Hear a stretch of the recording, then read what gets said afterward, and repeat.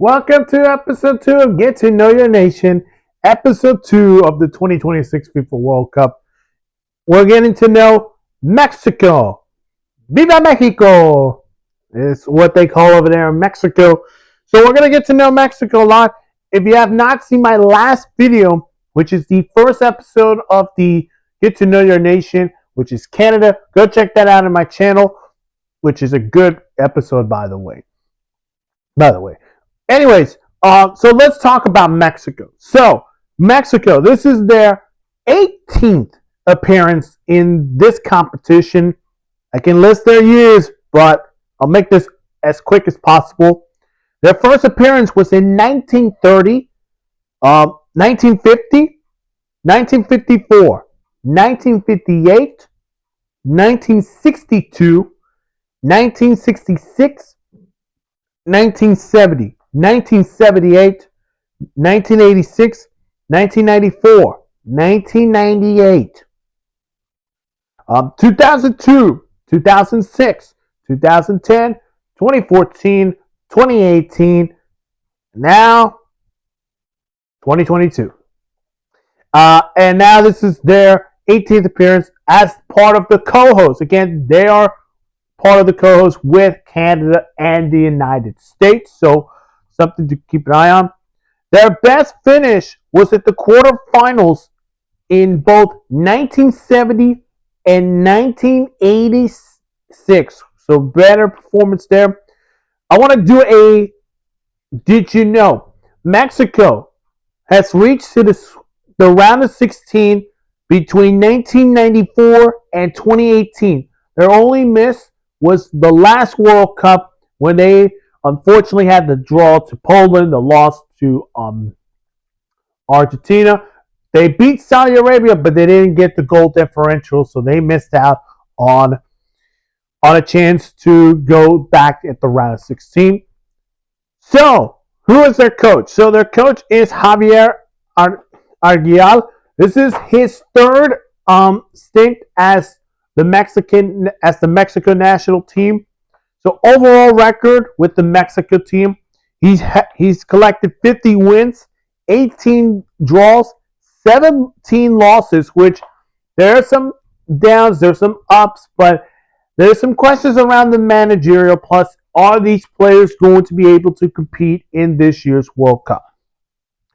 So players to watch, and I got some players that are from the 30-plus-year-old, and I only got one that is getting closer to those mid-30 years old. So the one that obviously everybody's going to root for, who should be in the main squad, is Raul Jimenez, who was really good at Fulham. He is, of course, 34 years old, but I do think he's going to come in as in a squad, probably be a starting part of the starting lineup as a starting 12.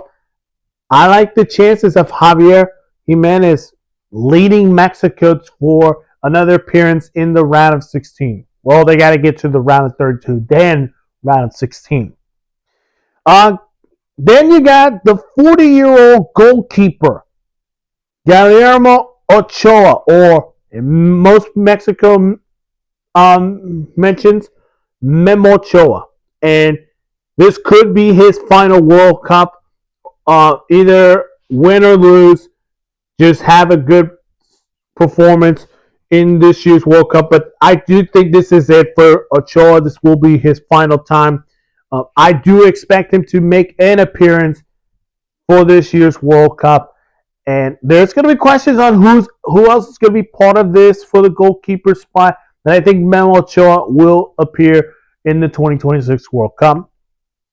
You got the 28-year-old Edson Alvarez, the midfielder who moved from West Ham to Fenerbahce. Had a great time there in Fenerbahce.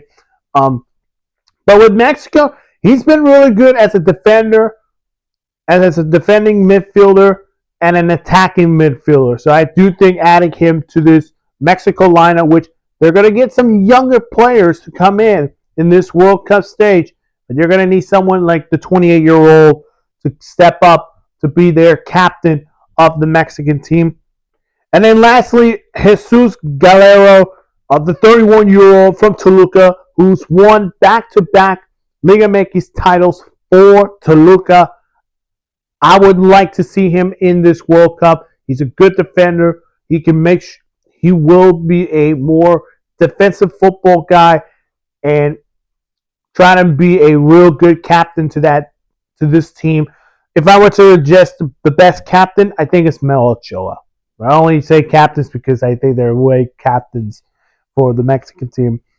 So going over their group, I did this with Canada, but again, they're not my actual predictions. Let's say like their points is 4.